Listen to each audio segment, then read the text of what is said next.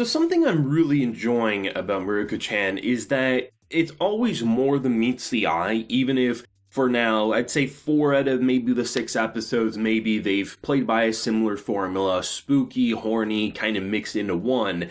But the idea that from the fortune teller to the idea of peaceful spirits meets with kind of like horrific spirits to the idea of passing on to even the idea of quirky behaviors, it feels like there's a lot more to this anime than meets the eye, and I understand that apparently it kind of started off as almost like a situational kind of based story, and then it kind of started to move a plot forward after a while. But I really like how the anime's handling it, because something I was thinking about pretty much every time I see the girl, is that this girl has a metabolism that's unlike any other. And don't get me wrong, when I was growing up, I had a ridiculous metabolism, and I ate like I was never fed in my life, and I just didn't gain weight. But this girl takes it to the next level when she has a stack of pancakes like that, and she's hungry walking to school. So I'm thinking to myself, like, I'm honestly wondering, are they gonna do anything to maybe, like, explain why she's so hungry, why she's like that, or is that just gonna be a cute characteristic trait? And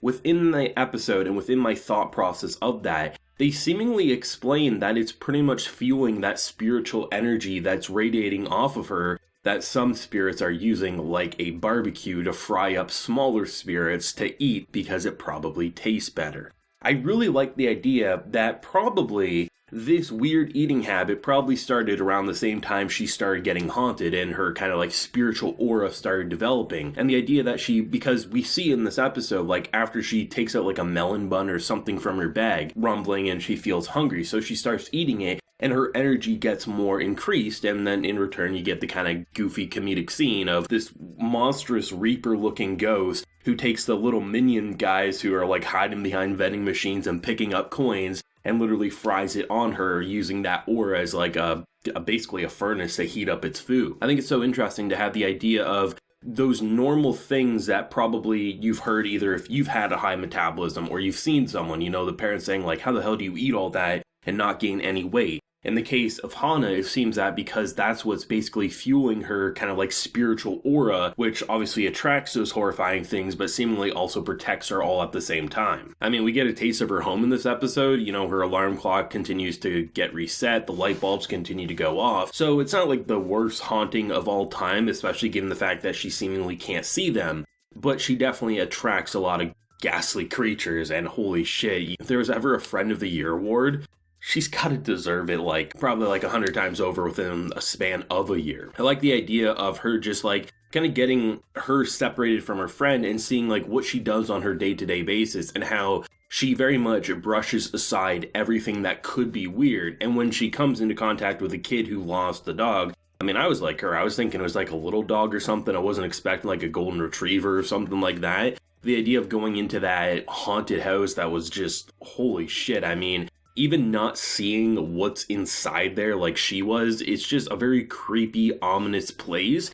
And add in those extra, I've mentioned it a couple of different times. I mean, sometimes these spirits, they give me Attack on Titan vibes with the Titans and how they pop up and you're just like, I don't want whatever you're selling. This scene right here in particular, that's the most the horrifying scene and most resemblance to Attack on Titan, I think, and I love it for it. But the idea that she ends up late and all these bad things that happen, I like getting more information behind that as then we transition into our girl who, I mean, seriously, she sees some horrifying shit, and the idea of going to a religious place in hopes of praying and hopefully warding off this evil spirit. I just wasn't expecting the gods and the holy spirits to maybe look as horrifying as they did, but maybe it's kind of like a mixture of people not praying as much, so then they end up not looking as holy as they once did. I mean, I've seen anime do that where they have you have a religious spot and usually the gods are hanging around and one character can see it. The less people who pray and worship, the weaker they get. So maybe in the case of this show, it's kind of they're looking a little ghastly, but they still have the right intentions. It's just those right intentions turn into a miniature kaiju battle, it felt like, and I was not expecting it to be as gory as it is, from the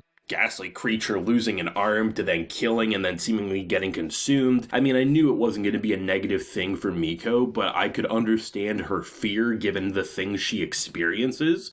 But I mean, seriously, just I love the banter between these two because she sees all this horrifying things, and then Hana will be like fixing up an Instagram post. Oh, I'm gonna hide my face, and oh, look at this lighting. It's gonna get 1 million likes. As you just see in the background what she's seeing, and I'm like, really, at this point, I mean, I'm surprised you were able to not get around telling her you see weird shit, even if she doesn't believe you. Then again, Hana's the kind of character who I feel like she probably logically in the back of her head wouldn't believe you, but on the flip side, she'd probably change it, being like, oh, that explains so much. I wonder if we can use this for Instagram or something like that, right? Just a very entertaining episode all around, and I'm loving the idea of like, there's a moment in the episode, usually at the beginning, that she's seemingly looking at something that disturbs her, but we don't see it. And then after the credits, they show it from her perspective in the case of like, they're buying some sweets, some pastries, things like that. And clearly there was something in the showcase. But the idea that she just kept like moving of what she wanted to do, and then in the after the credits you see like these gross things banging and being like, hey, I want out. And I'm like, I'm surprised you even bought anything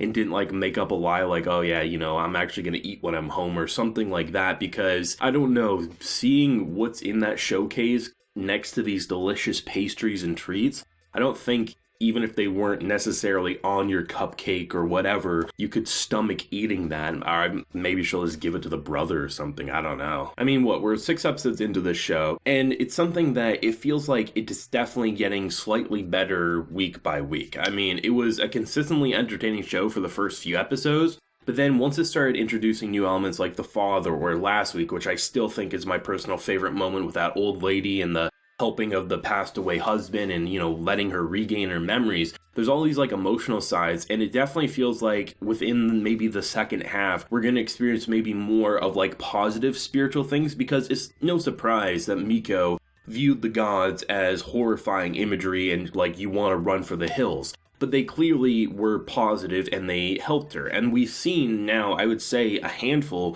a positive spiritual thing. So I'm curious, from the cat to the father to the passed away husband to the horrifying gods that actually are helping, right? There's just, it seems like we're introducing more and more things that are either helping her or she's helping them. And I think it'll be interesting to see how she'll continue to blend the obvious fear mixed with needing to judge should she help them or not. And I think it will definitely, I think she has an easy path forward if she takes a step back and takes a deep breath, because you can tell the difference of ominous versus positive energy. But then again, look at last week, something that looked completely horrifying actually was just trying to help its wife, you know, be able to move on and regain her memory. So you can't really judge a book by its cover, but maybe for Miko, baby steps first.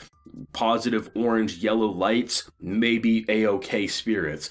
Purple ominous mist, probably not. Maybe start with small steps and then start judging them as a whole rather than separating them into those groups. But either way, I mean, this show's quality. I've been enjoying it for 6 weeks. Definitely one of my personal top picks of the season. It's original, it's fresh, it's exciting, and honestly, we don't get enough horror anime like this, and I'm glad that it's not just specifically spooky. It kind of mixes that comedic with it in a pretty nice package, all things considered. But of course, as always, thoughts and feelings down below. Leave a like if you enjoyed and subscribe if you're new around here. So until next time, everyone, please take care and have a good one.